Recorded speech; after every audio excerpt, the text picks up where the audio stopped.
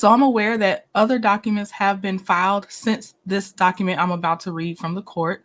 And this is to do with the case of Kevin Hart versus his ex-assistant Miesha Shakes and Tasha K. Kevin Hart had filed a temporary restraining order against both of them. And I have learned since that it's been denied, but I do think it's still worth looking at Miesha Shakes' response about the restraining order and about how she is alleging harassing calls, text messages, and how she's showing some screenshots of how she tried to reach out to Kevin Hart's wife, Aniko, and tell her some things like before I leave, I feel like you should know these things. So we're gonna look at some of that. Hey, my trendies, trendsetters, and my trendy tribe. All right, let's get started. Okay, as you can see, Miesha Shakes. This is her handwriting, and this was filed January 22nd, 2024. Miesha, at the time of filing this, was representing herself. So her response is, I was not served. Documents were placed on screen door. And this is her letter to the judge. Dear Judge, Honorable J. Fuji, I am asking the court to dismiss the temporary restraining order requested by Kevin Hart since going on the Tasha K. And let me pause because I will be reading it mostly as she wrote it. So if I sound disjointed, I'm probably reading her words as she wrote them. It says, I have been harassed by people who represent Kevin Hart, a guy named Mike, Dante Mills, and Lennox Edwards been harassing me. I had to file a harassment report with LAPD and the city of Glendale after receiving harassing calls and threats from a guy named Mike, Dante Mills, and Lennox Edwards. On November 20th, 2023, around 3 to 3:30 p.m., I received a call from a phone number. When I called the number back, a guy named Mike said he was a bookie or broker calling me in regards to Kevin Hart.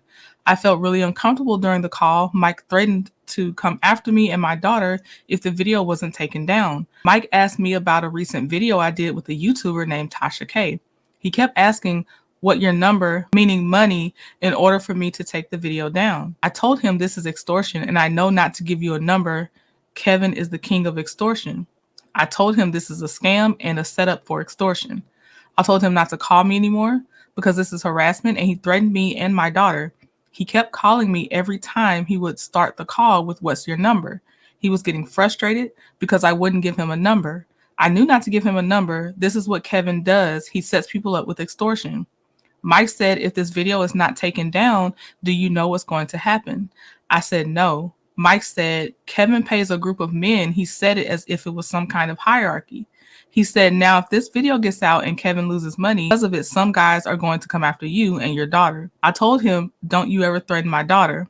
The next day, I went to the Glendale Police Department to file an in-person police report. The police advised me to block the calls and not to answer any unknown numbers or private calls. On November 21st, I sent an email to Kevin's attorney, James Adams, Seth Horowitz, and Andrew Bretler. Please see email attached. I received an email from Dante Mills. He sent over a forwarded email that I didn't send him.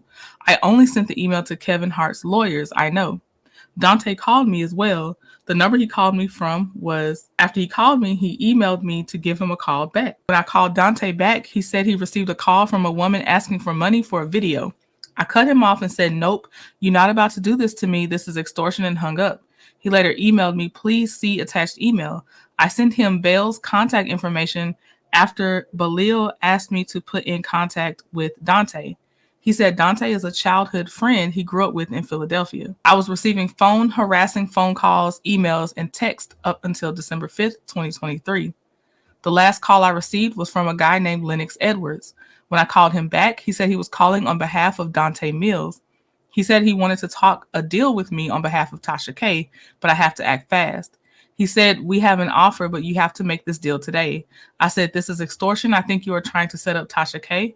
I told him I could talk to him. This is harassment, and told him not to contact me anymore. And I told him to tell Dante not to have anyone from his office contact me ever again. I left Heartbeat in July 2020. The contract Kevin is referring to in October was not a non-disclosure agreement.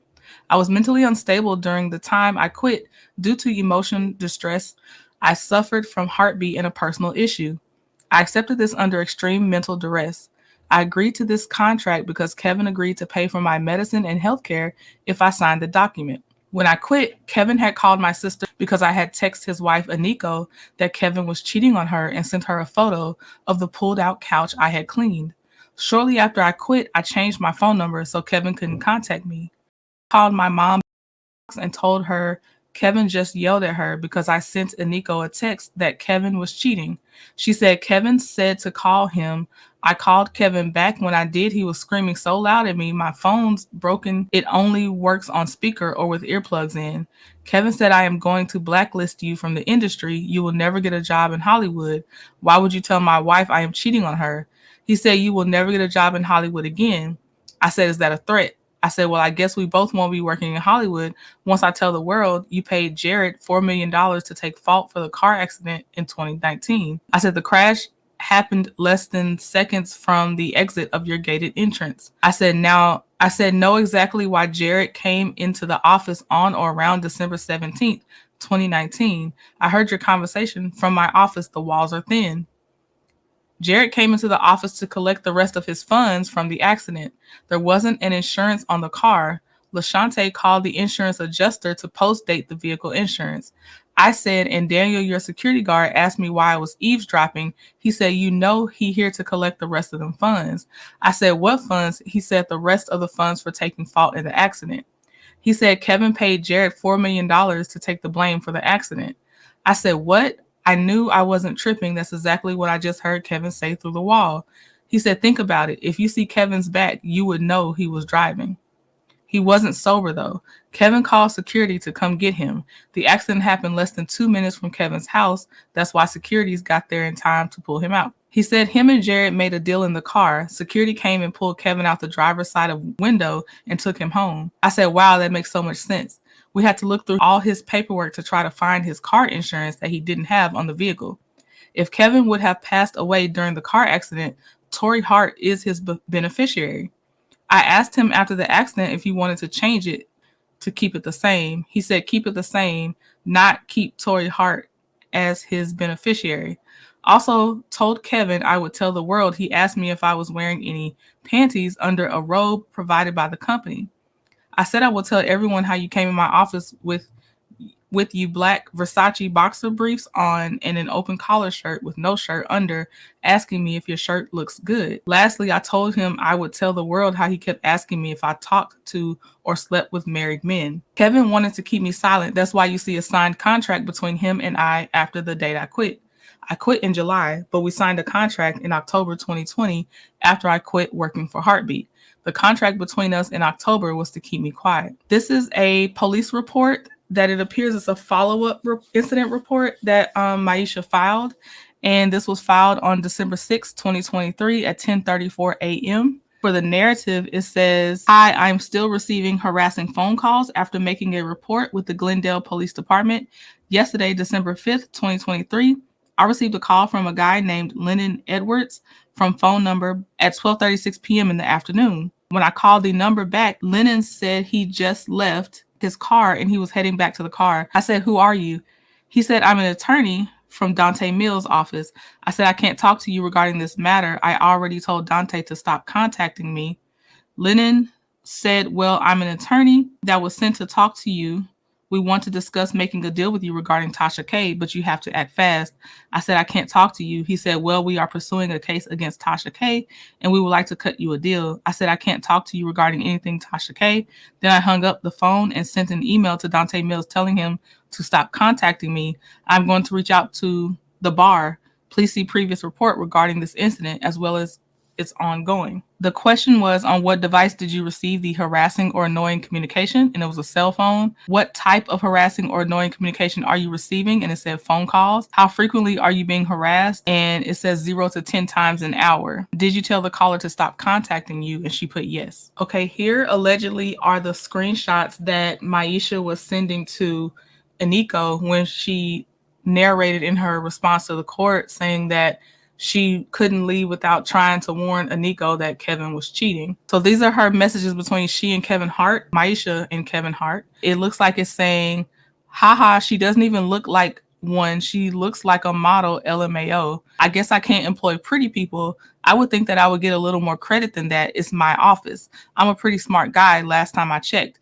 Hit me after you talk. And then there was another image sent. And then this is her message to Aniko after sending those screenshots. It says, "Hi, Mrs. Hart. I can't leave without telling you this parking security called me to tell me on June 26, 2020, that Mr. Hart was in the office with 3 different women that looked like high-paid escorts. She said they stay upstairs for hours. It's not his wife. It doesn't look good for his image. The one she called me about on June 26th, the said she was kind of tall with blonde curly hair. I called Mr. Hart to inform him on what was told to me. He said he's working on a wellness line for Vital Hustle for women. That's why he had pretty women in the office. He said I can't employ pretty people. What struck me as odd, I went to the office to look at the TV. My Tracy guy hung in my office. Mr. Hart's couch was extended back. I didn't even know it extended. It also had white stains on the couch, and 2 shot glasses were in his kitchen sink. One had lipstick on it. The shower was used, and there was towels in the hamper. When you called me on June 27th asking me if you had packages in the office, I panicked. I asked the building if they could clean his office. They said no. They don't have cleaners on the weekend. I went on Sunday to clean his office. By the time you picked up your packages that Monday, I had cleaned his office myself. Even though Mr. Hart told me about his wellness line, I didn't believe him. Here's a picture of the messy couch and a screenshot of our convo. I wouldn't trust this Morgan girl." Then it says, "Hi, Mrs. Hart. It's Miesha. I know I'm the last person you want to hear from, but I just wanted to say I am so sorry. It was not my place to text you, and I am sorry. I had some personal things going on in my life. I suffer from PTSD, depression, and anxiety. I recently had to get help, and therapy is helping me a lot. I'm so sorry if I hurt you.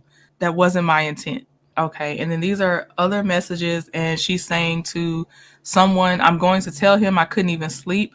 The person says, me either. Let me know what happens." They said, "I will." And then they said, "It's definitely going down. Private flight attendant," with question marks. Then it says, "Hi, Mr. Hart. Do you have 5 minutes today for me to go over a few things with you?" And then it says, "Tried you back. Escorts. People are truly unbelievable." There's laughing emojis from both. This is the picture of the couch that she's saying she sent to Aniko that supposedly pulls out. Then there's another message history from between she and Aniko allegedly, and it says, "Hi, Mrs. Hart. Can you please tell Mr. Hart Celebrity Game Face is confirmed for 3 p.m. tomorrow?" They respond back, "Okay, perfect, thanks." And it says, "You're welcome." There's a picture of the couch again. And then this will get into just showing some of the missed calls or calls that she took, but I guess maybe hung up later, that she's saying were calling her and harassing her on why she filed the police reports. So there's 2, I guess, taken calls and 3 missed calls. I want to point out here that there's 228 voicemail messages that are showing right here. That is definitely abnormally high. I want to point that out. Okay, and here's an email from Miesha to Dante Mills, according to her. And it says, reply Tuesday, December 5th, 2023, call from Lennon Edwards at 12:35 p.m.